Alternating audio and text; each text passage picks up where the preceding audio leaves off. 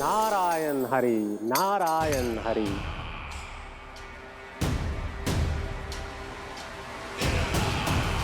प्रणाम देवर्षि। किस योजना में कितना लाभ है और कितनी हानि, यह आंकलन करते करते थक गए होंगे मथुरा नरेश। देवर्षि, आज मेरा ध्यान कैसे आ गया आपको? आप तो सदैव ही मेरे ध्यान में रहते हैं महाराज कंस। सत्य तो यह है कि मथुरा में जो भी हो रहा है मुझसे छिपा हुआ नहीं है। मैं जानता हूं कि आप किसी भी असुर को वृंदावन क्यों ना भेजें, और वो असुर कितना भी शक्तिशाली क्यों ना हो, कृष्ण का सामना नहीं कर पाता। या तो पराजय स्वीकार करके आपके पास लौट आता है, या तो फिर वीर गति को प्राप्त हो जाता है।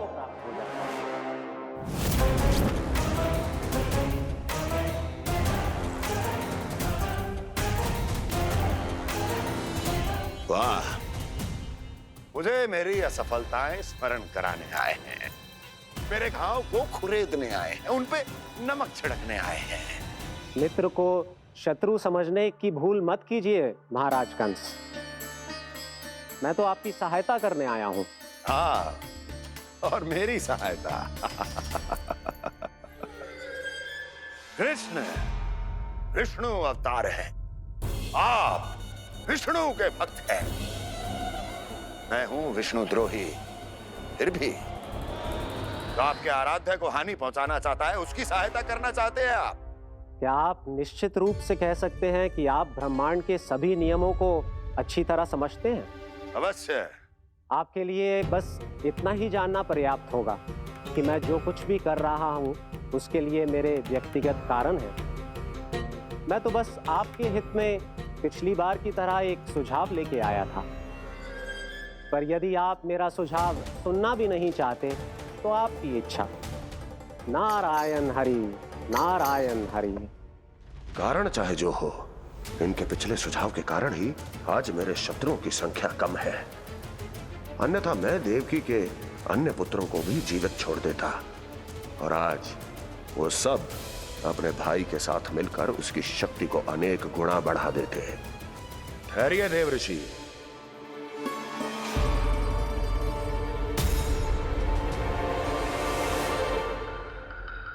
बताइए, क्या सुझाव है आपके पास? मेरे सुझाव का नाम है कालिया नाग।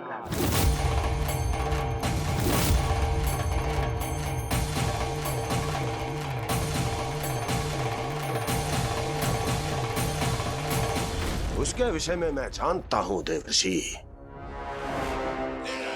तो समस्या ये है कि मैं स्वयं उससे मिलने नहीं जा सकता, उससे भेंट नहीं कर सकता। उस कृष्ण की हत्या के लिए उसको वृंदावन जाने के लिए तैयार नहीं कर सकता। तो मत जाइए उसके सामने, और ना उसे भेजिए कृष्ण के सामने। हर बार आप किसी न किसी असुर को अपने शत्रु के क्षेत्र में भेजते हैं, जहां शत्रु उसका सामना करने के लिए पूरी तरह से तैयार होता है और आपका असुर मारा जाता है। इस बार शत्रु को युद्ध स्थल चुनने का अवसर मत दीजिए महाराज। इस बार योजना का जाल ऐसे बुनिए कि कृष्ण स्वयं उसके पास जाने के लिए विवश हो जाए। कालिया नाग स्वयं काल है, मृत्यु का दूसरा नाम है। उसके विष का उपयोग अपने लाभ के लिए कीजिए महाराज। वैसे कालिया के विष की अधिकता का अनुमान तो होगा ही आपको।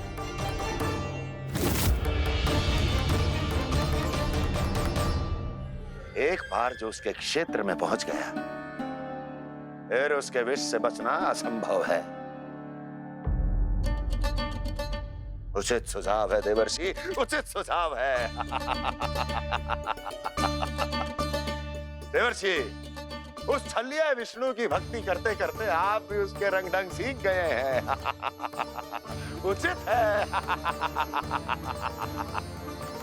उचित है।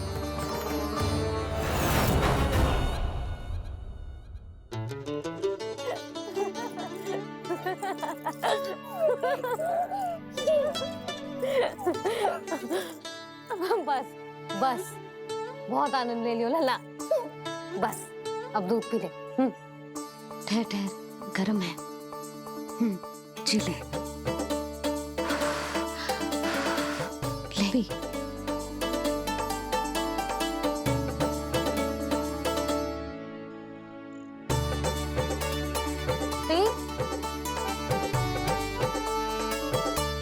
मैं ना होती तो ना जाने क्या हो तो तेरा।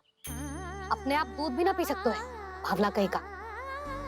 आपकी इस प्रेम के लिए तो मैं धरती पे आया हूँ मैया। मैं भी यही सोच रहा हूँ यशोदा कि तुम ना होती तो मेरा क्या होता। इसी बात पे थोड़ा दूध और कजू खाने को दे दो। अरे मैं तो भूल ही गई। तनिक ठहर जाओ जी, दूध पी लेना तो आपके लिए भी कछु ले आती हूँ।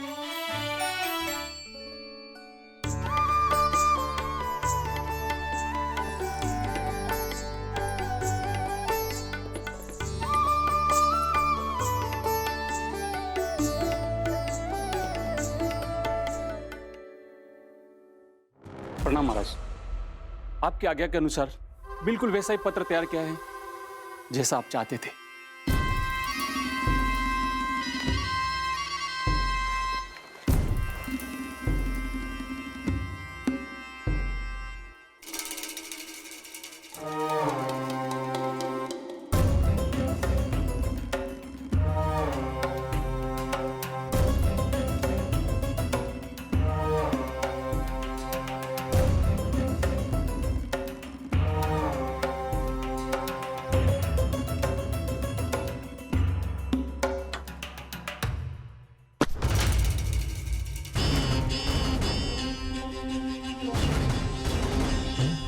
कृष्ण जन्म से लेकर आज तक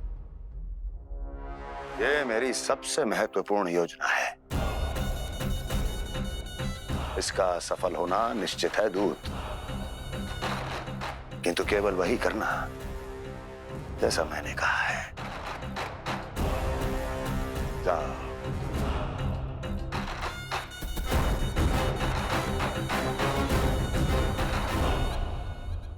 कान्हा,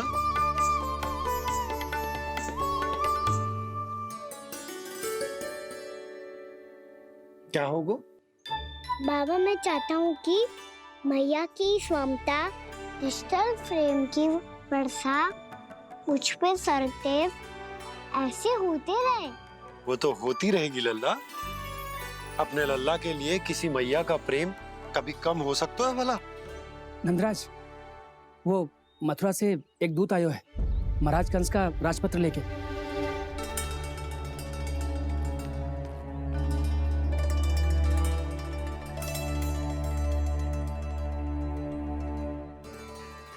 कान्हा अब क्या करने वाला है?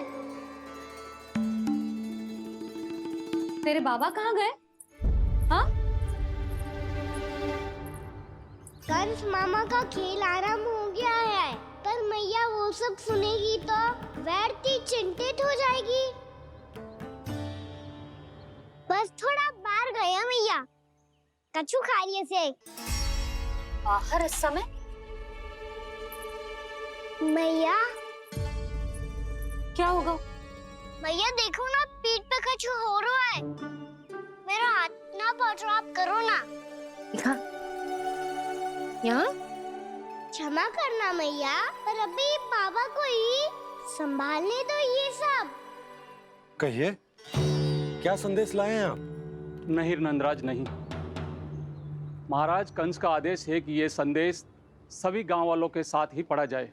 ठीक है, मैं गांव वालों के सामने पढ़ दूंगा, पर मुझे तो दीजिए पढ़ने के लिए। महाराज की आज्ञा का पालन करना आपके लिए भी आवश्यक है नंदराज। सभी गांव वासियों की सभा बुलाइए। बंसी, सभी गांव वालों की सभा बुलाओ। राजपत्र में ऐसा क्या संदेश भेजो है कंस ने? अब मेरे पत्र को पढ़कर सब भौचक के रह जाएंगे। और वो कृष्ण, उस कृष्ण के पांव के नीचे से तो भूमि खिसक जाएगी, आकाश फट पड़ेगा, बिजलियां गिर जाएंगी। प्राप्ति, ओ प्राप्ति, कंस का पत्र स्वयं को बहुत अधिक शक्तिशाली समझता है ना वो। अब देखता हूं कैसे वो इस महासंकट का सामना करता है। वो कृष्ण, वो अपनी मृत्यु स्वयं चुनेगा या मृत्यु की वेदी पर चढ़ा देगा प्रिय वृंदावन वासियों को।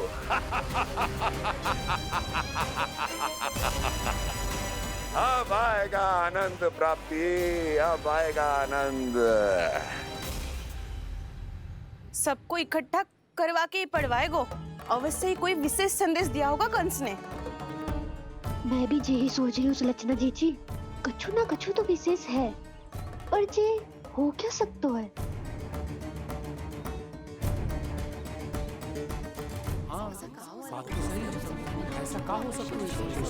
सभी गांव वासियों के सामने कहा जाए, कछु तो विशेष अवश्य लग रहा है। बाहर इतना कोलाहल क्यों हो रहा है?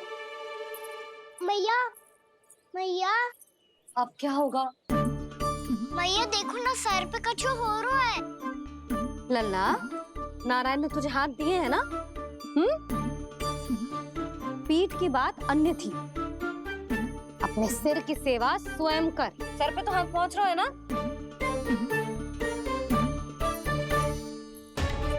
मैया सुनो ना, मैया देखो ना, तीव्र कर कछु हो रहा है। मैया देखो ना, तीव्र कछु हो रहा है।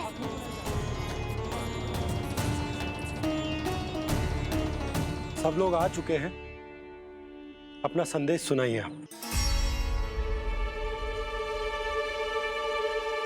गोपराज नंद और सभी वृंदावन वासियों को सूचित किया जाता है कि मथुरा अधिपति और आप सभी के महाराज कंस ने कल सुबह भव्य पूजा का आयोजन किया है।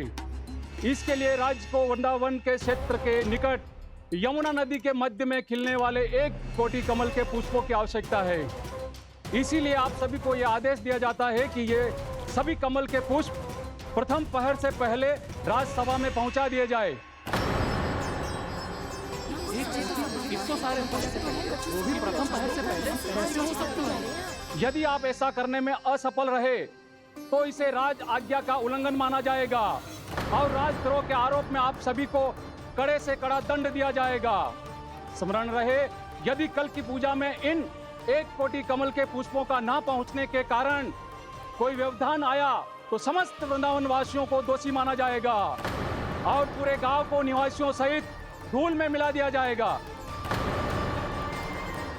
कल प्रथम पहर तक का ही समय है आप सबके पास।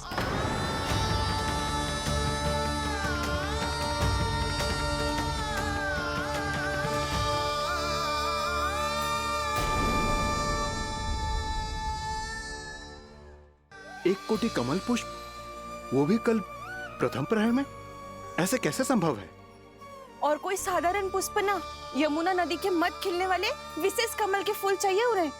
लेकिन यमुना नदी में तो कालिया नाग ने विष घोल के रखा है, तो फिर कैसे हो पाएगा? यह संभव है। हमारी मृत्यु का संदेश भेजा राजा कंस ने। सदैव की भांति इस समस्या पर भी गांव के बड़े ही विचार करेंगे। बालकों का यहाँ होना उचित ना है।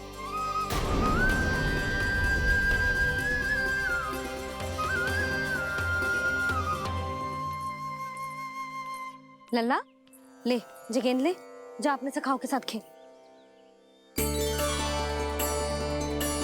सुबह उज्जवल, मधुमंगल वसंता, देखो मैया ने क्या दिया है।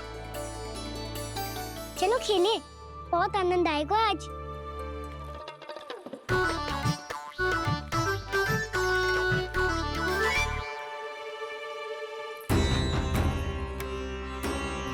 भानु, बंसी, जाओ और शीघ्र ही वो घेरे का कार्य समाप्त करो।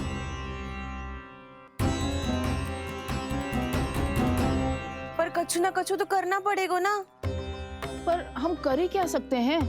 पुष्प लाने को और कोई उपाय है भी तो ना। मैं चला जाऊंगा जमुना जी में। वैसे भी मेरे जीवन के कितने दिन शेष बचे हैं। गांव के लिए, समाज के लिए कुछ करके मरूं, तभी तो शांति मिलेगी। ना काका, यदि आप उस विषैले जल में छलांग लगा भी दोगे किंतु 1 कोटि कमल पुष्प एकत्रित कर पाना आपके लिए संभव ना है। इससे अच्छा है कि मैं चला जाऊं। यदि मैं मर भी गया तो मेरे पीछे रोने वाला कोई ना है। किसी को कहीं जाने की आवश्यकता ना है। गोप नरेश होने के नाते ये मेरा कर्तव्य है कि मैं आप सबकी रक्षा करूं। नंदराज, आपको जाना है तो जाओ। हरिया, काका, भैया सब चले जाओ।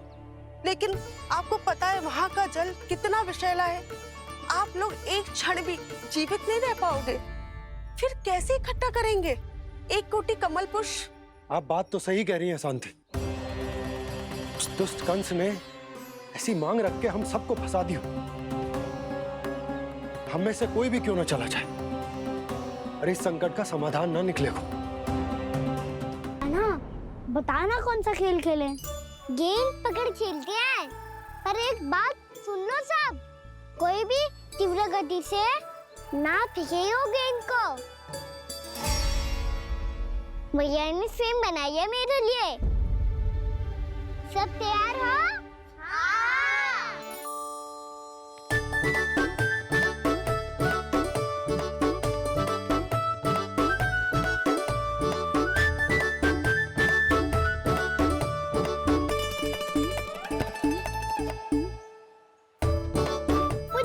मुझे दो।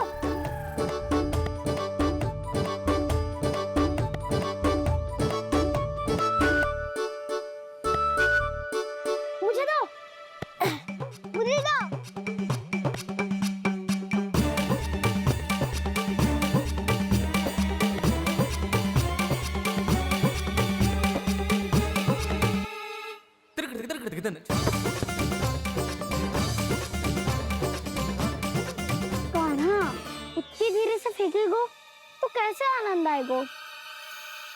थोड़ा बल लगा के फेंक। हाँ कान्हा, हम अभी बड़े हो गए हैं, तू अब भी छोटे बालकों की तरह फेंक रहे है।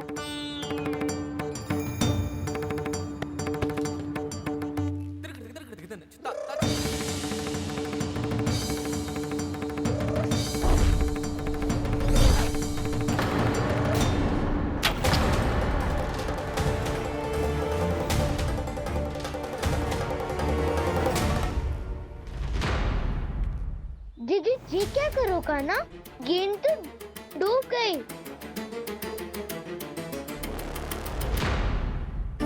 अच्छा, तो ये सब इसकी योजना का भाग था ताकि ये कालिया का सामना कर पाए। तुम सबने तो कही थी तीव्र गति से फेंको। देखो फिकवा दी ना मेरी गेम। मुझसे नदी में। अब मुझे जाके लानी पड़ेगी। रुक जा कान्हा, रुक जा कान्हा। जी क्या बोल रहे थे कान्हा? इसमें तो बहुत संकट है। कोई भी संकट मेरी मैया का उपहार खोने से बड़ा ना है। बहुत प्रेम से बना के उन्होंने दी थी। हे नारायण, कोई उपाय समझ में ना आ रहा है। मैया, हम कैसे करेंगे हम अपने गांव की रक्षा? कीड़े पड़ेंगे उस दुष्ट को। यदि उसके कारण किसी के प्राण चले गए तो कौन सा फल मिलेगा उसे इस पूजा का? तुम सही कह रही हो यशोदा। हमारे पास कोई और दूसरा विकल्प भी तो ना है। यदि हमने मथुरा की राज आज्ञा का पालन ना किया तो इसका दुष्परिणाम पूरे गांव को भुगतना पड़ेगा।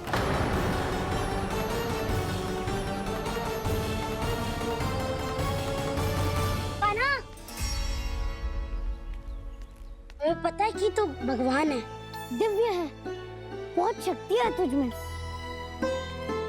पर फिर भी हम तुझे विषैले जल में ना जाने दे सकते। कुछ होगा तो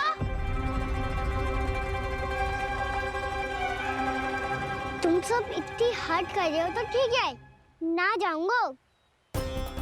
गेंद कहाँ गिरी है, कितनी दूर गई है, ये तो देख लूं, ताकि उसे बाहर निकालने का कोई उपाय ढूंढ पाऊं।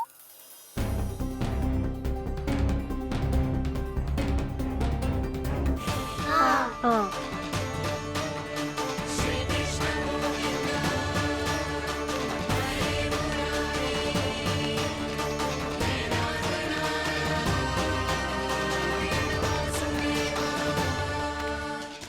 कान्हा की ये लीला तो समझ ही नहीं आ रही। पहले इसने देवश्री नारद को मथुरा जाकर कंस को भड़काने के लिए कहा, फिर स्वयं ही दुखी भी हो गया कि अब इसका रहस्य सबके सामने खुल जाएगा। और अभी स्वयं ही तो इसने कहा था कि गेट बहुत महत्वपूर्ण है, फिर स्वयं ही उसे नदी के विसले जल में फेंक दिया।